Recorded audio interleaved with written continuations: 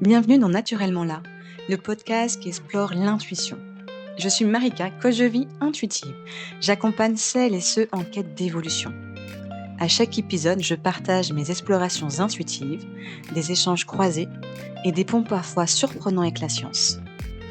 Ici, on plonge en douceur dans ce qui est souvent jugé ou méconnu et est pourtant naturellement là en chacun de nous. Fais confiance à ton instinct. Écoute ton intuition. Ça, ce sont deux phrases que vous avez certainement entendu parler, entendues, ou peut-être vous-même, vous les avez dites. Et c'est comme si elles voulaient dire la même chose. Mais franchement, est-ce vraiment le cas? Instinct, intuition sont vraiment, donc clairement, deux mots très utilisés dans notre langage courant. Et pourtant, ils désignent des phénomènes très différents. Dans cet épisode, je vais vous démontrer les mécanismes de chacun, on va les distinguer aussi clairement, et puis on va aller encore plus loin, car en réalité, il n'y a pas deux notions, mais trois notions à comprendre. On va parler du coup d'instinct, d'intuition, telle que la définissent les sciences cognitives, et de l'intuition telle que la définit la recherche parapsychologie. Et c'est cette dernière définition que je conçois, que j'utilise également dans ma pratique. Déjà, commençons par l'instinct. D'un point de vue de la biologie, l'instinct renvoie au comportement et puis les tendances naturelles pour assurer clairement la survie ou la reproduction. Donc c'est quelque chose d'inné, d'héréditaire, même de programmé avant même la naissance. Ce qui caractérise l'instinct, c'est sa répétabilité. Un même stimulus produit toujours la même réponse.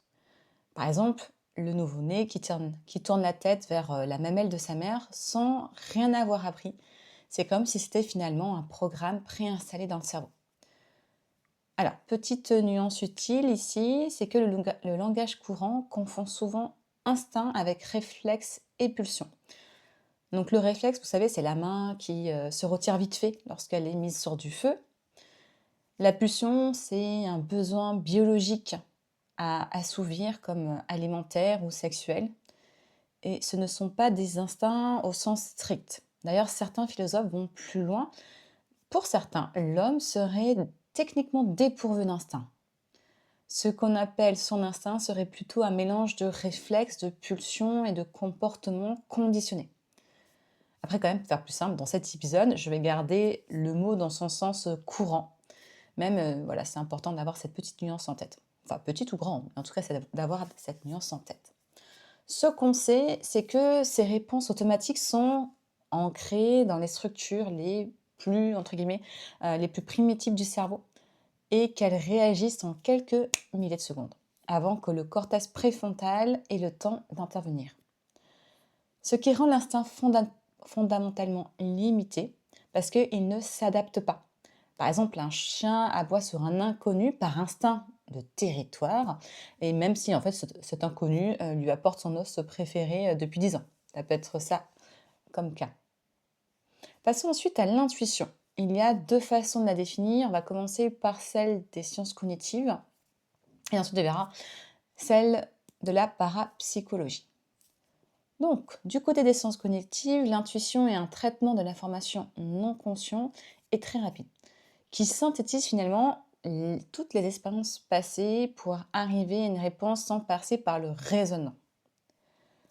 La différence fondamentale là, ici, avec l'instinct, c'est que cette intuition-là est apprise, elle est construite avec l'expérience. Et aussi, elle intègre le contexte, donc elle peut changer. Quelques exemples. Si on prend le premier, vous savez, le médecin urgentiste qui sent qu'un patient va mal malgré des constantes normales.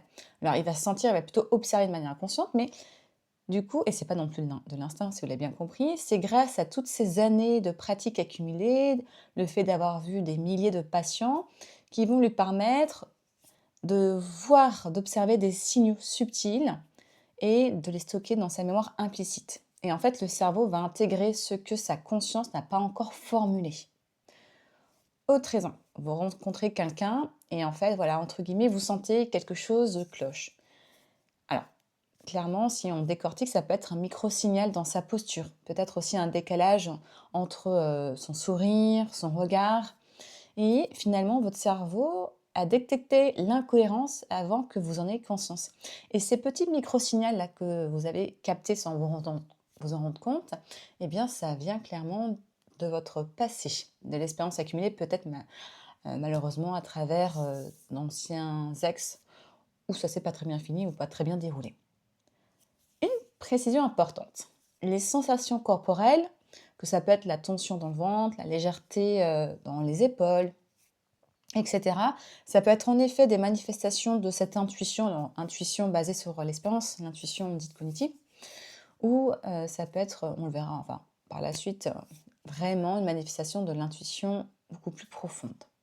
Finalement, le corps, c'est un canal de transmission, un radar qui capte avant que le mental ne formule. Ça, on l'avait déjà vu dans plusieurs épisodes, mais ça fait du bien de revoir tranquillement cette notion-là.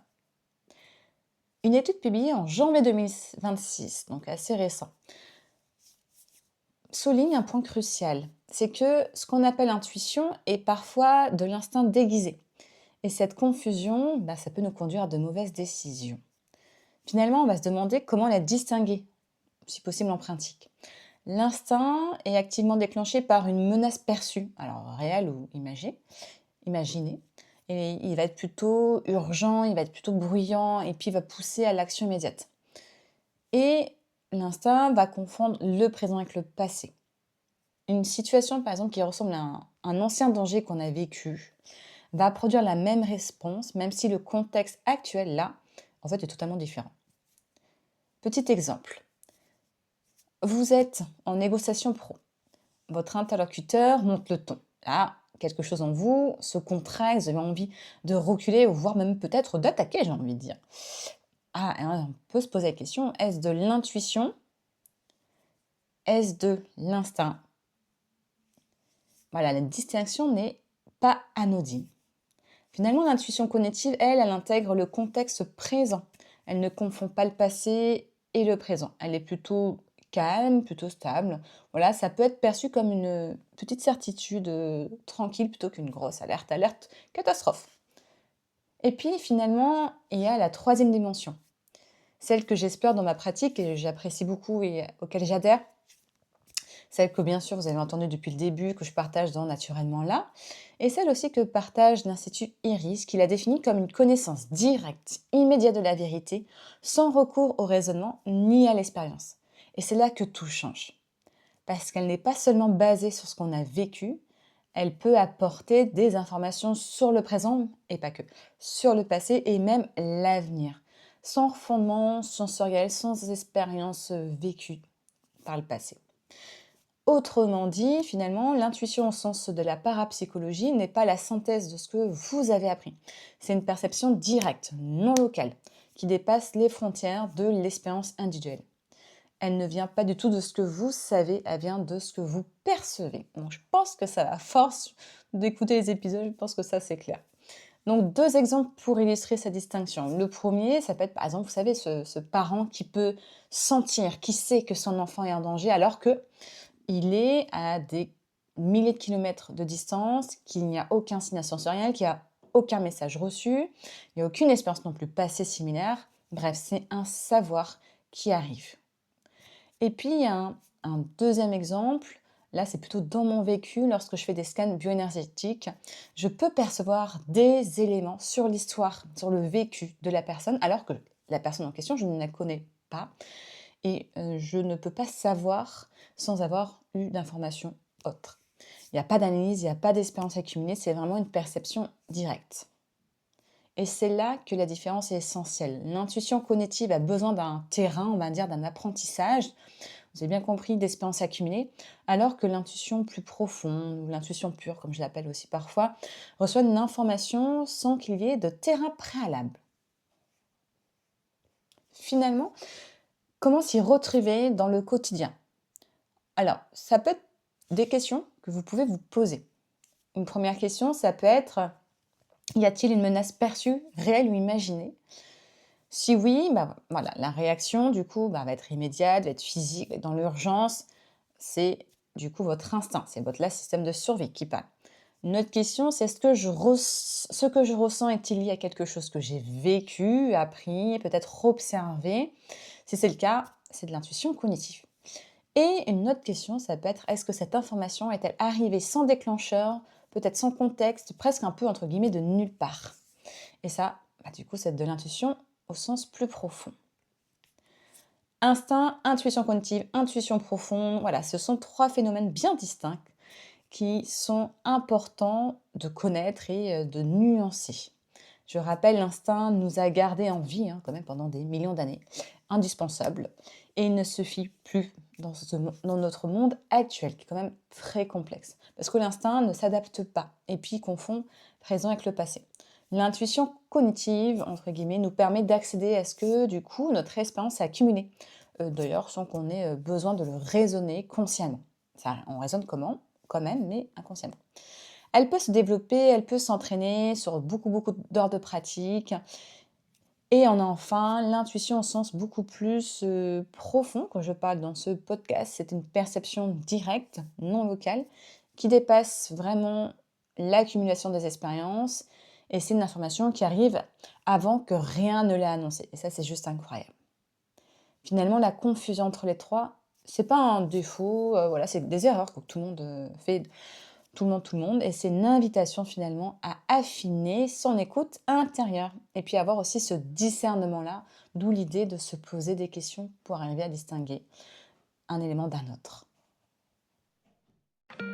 Merci d'avoir écouté cet épisode de Naturellement là. Si cette exploration vous a touché ou inspiré, prenez un temps pour évaluer le podcast sur Spotify. Cela aide vraiment d'autres personnes à me découvrir. Et si peut-être vous m'écoutez sur YouTube, un petit like, franchement, fera toute la différence. L'intuition, ça se cultive aussi en communauté, donc n'hésitez pas pour vos retours, ce qui me permet d'enrichir mes pensées et peut-être même aussi de guider mes prochaines thématiques. Je vous dis à très bientôt pour un prochain épisode. D'ici là, restez à l'écoute de vous-même.